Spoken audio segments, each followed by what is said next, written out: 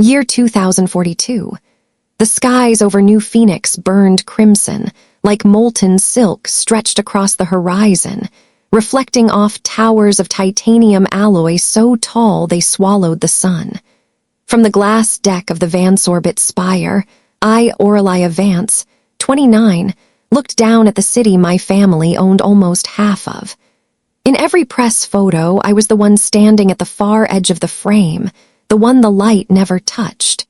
No Ivy League degree, no billion credit contracts, no proud headlines like Selene, my older sister, the corporate attorney who won a 4 billion credit lawsuit.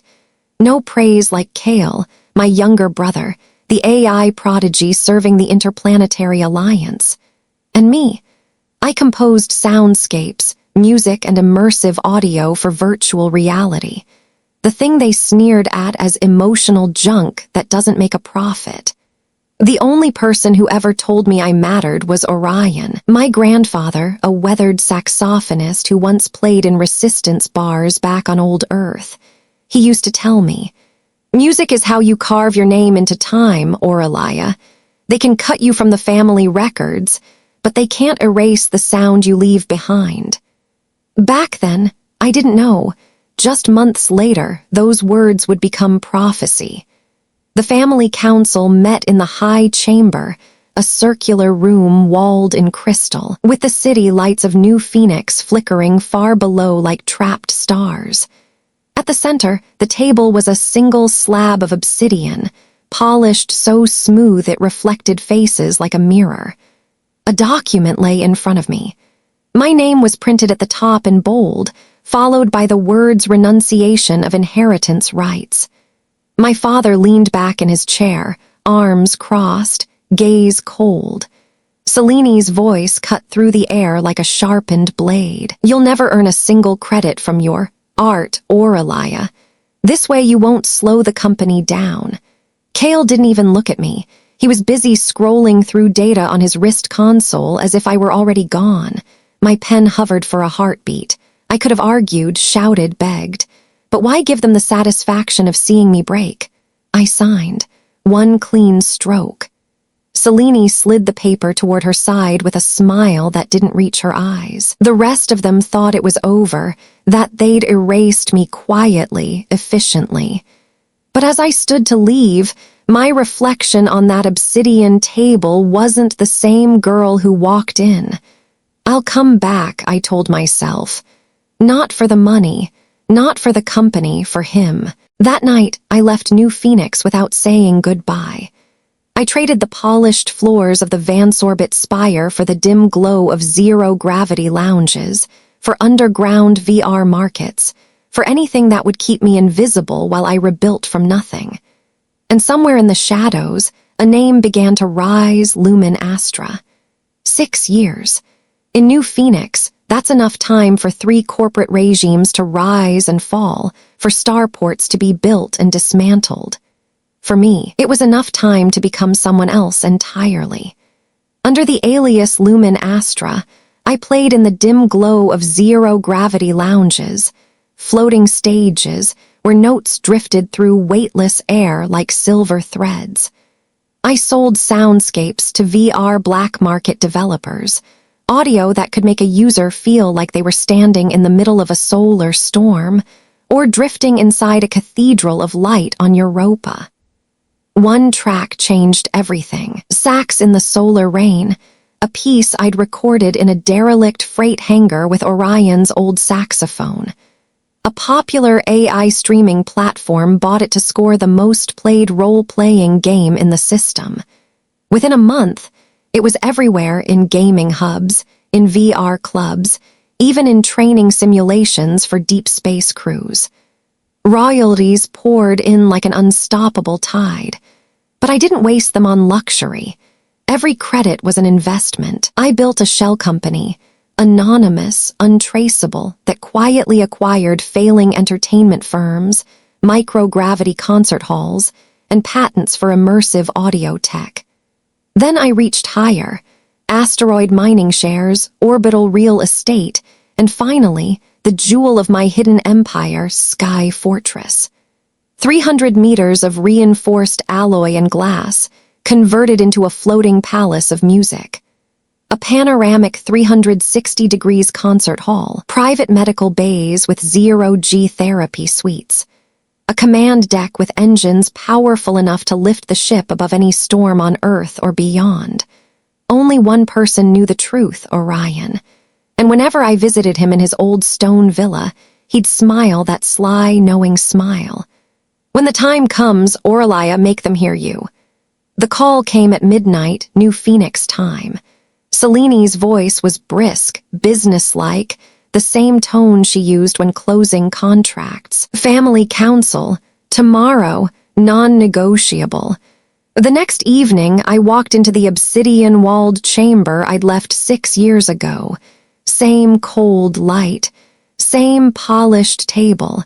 But this time, I didn't take a seat. Selene slid a holo contract across the table. My father's eyes were flat, unreadable. "Orion's mental decline has accelerated," Selene said. "We've arranged for him to be transferred to the Venus Orbital Memory Care Center. Top-tier permanent residency." I knew that place, gold-plated isolation. A prison disguised as a luxury resort for the wealthy elderly. "You're selling his villa," I said. It wasn't a question. My father's jaw tightened. "Maintenance costs are unjustifiable. He needs specialized care. I can take care of him," I said. Selene's laugh was soft, lethal. "Aurelia, you couldn't even afford to maintain a personal shuttle. How exactly would you?" My father cut in, voice like a slammed door. "This decision is final. Don't make a scene." I let the silence stretch, the hum of the city beyond the glass vibrating in the walls. Then I leaned forward. 20 minutes. Meet me at East Landing Bay. If you don't, go ahead with your plan." A ripple of confused laughter moved around the table. Selene's smirk was razor-sharp. They thought I was bluffing. They had no idea the storm that was already on its way. The first sign was the sound, a deep, resonant thrum that didn't belong to any commercial craft in New Phoenix airspace. Conversations on the East Landing Bay froze mid-sentence. Heads tilted toward the horizon. Then the clouds tore open. Sky Fortress descended like a silver blade through the evening light, its 300-meter frame catching the dying sun in sharp, blinding flashes. Plasma-ion thrusters carved twin spirals of vapor in its wake. The ground shook as its shadow swept across the landing zone, swallowing everything in a single fluid motion. The ship's underbelly rotated, revealing a logo etched in luminous gold Lumen Astra glowing like a brand across the sky. Someone in the crowd gasped. Phones came up. Streams went live. As the fortress slowed, its gravitational buffers kicked in, whipping dust and autumn leaves into a swirling cyclone that rattled the security rails. The air tasted of ozone and heat. The forward bay doors split open with a hiss. A mechanical boarding ramp unfolded in deliberate, theatrical precision, locking into place with a deep metallic clang. I stepped out first. Black pilot's jacket, gloves tucked into my belt, my boots hitting the ramp with a sound that cut through the roaring engines. Behind me, 2 med-techs wheeled Orion forward, the wind tugging at his coat. Selene, my father, Cale, they were already there, their expressions caught somewhere between disbelief and dawning recognition. I didn't smile. "Get on," I said, voice carrying over the storm. "You're about to see what the useless one has been doing." They hesitated at the base of the ramp, the bay winds pressing against them, the roar of the engines leaving no room for argument. Selene's gaze flicked to my father's, searching for a cue. He gave a tight nod, not approval, just control slipping from his grip. One by one, they stepped onto the ramp. The hull doors sealed behind us with a hiss, muting the chaos outside. Inside, the air was cool, infused with the faint scent of cedar and ozone. The elevator tube lifted us toward the command deck, glass walls offering a panoramic sweep of New Phoenix. The city was already shrinking below, its towers dissolving into a sea of gold and shadow. Selene crossed her arms. "You rented this, didn't you?" I didn't answer. Instead, I keyed a command into the holo panel. The thrusters deepened their pitch, and the horizon tilted as we rose above the weather layer, slicing through bands of crimson and violet cloud. Cale couldn't hide his curiosity. "Where are we going?" "Somewhere higher," I said. The first glimpse came as we broke through the last veil of cloud Neo Haven, a restricted high-atmosphere anchorage where private aerial fortresses drifted in designated lanes, each one a floating kingdom. But none matched the size or presence of mine. The sky fortress was already waiting, engines idling, structural wings outstretched like a predator at rest. The pilot AI aligned us with the docking bay, magnetic locks clamping onto our craft with a deep, resonant thud. As the bay doors opened, they saw it. The glass-domed atrium, the spiral balconies, the suspended gardens lit by streams of soft, bioluminescent light.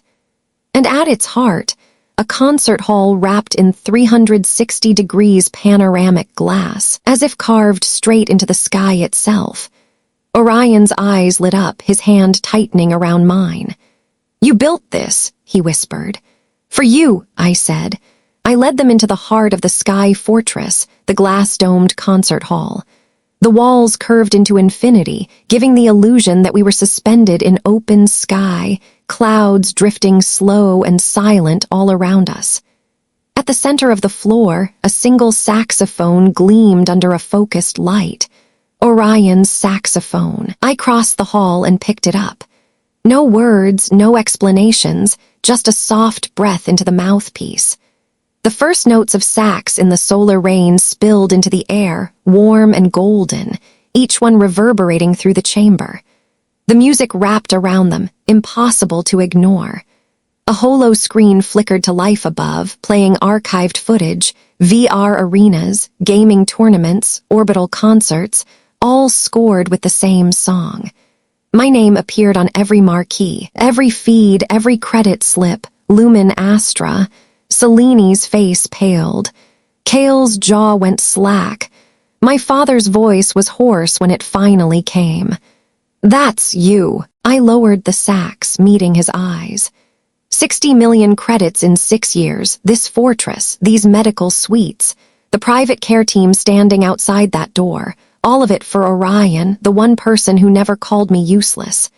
Selene tried to speak, but I cut her off. "From this moment forward, his care and his future are mine. You will not move him, you will not sell his home, and you will not interfere. Any attempt—" I glanced toward the side door, where my lead attorney stood flanked by 2 aides. "Will be handled." My father swallowed hard. "Aurelia, I was wrong. I didn't let him finish. You weren't wrong, you just didn't care to look." The days that followed weren't loud or public. There were no headlines, no court battles splashed across the feeds, just the quiet hum of engines carrying us from one horizon to the next. Orion's suite overlooked the sky itself, walls of glass, a garden that thrived in controlled microclimate, and a music room where his saxophone always waited. Each morning, we charted a new course, over the amber dunes of the Martian frontier, across the frozen rings of Saturn, skimming the upper storms of Jupiter like dancers in slow motion. Some days, he remembered everything. Others, only the melody, but when sax in the solar rain played, he would close his eyes, tap his foot, and smile as if the world had never touched him with cruelty. My family stopped calling. The silence was a gift. I hadn't built the sky fortress to make them bow. I hadn't returned to shove their words back down their throats, though I easily could have. I'd come back for one reason, to keep the only promise that ever mattered. On our 3rd month in the skies, Orion leaned back in his chair, eyes following the clouds as if reading something written there. "You carved your name into time, Aurelia," he murmured. I smiled, the engines steady beneath my feet, the sky stretching endlessly ahead. "No, Grandpa, we did."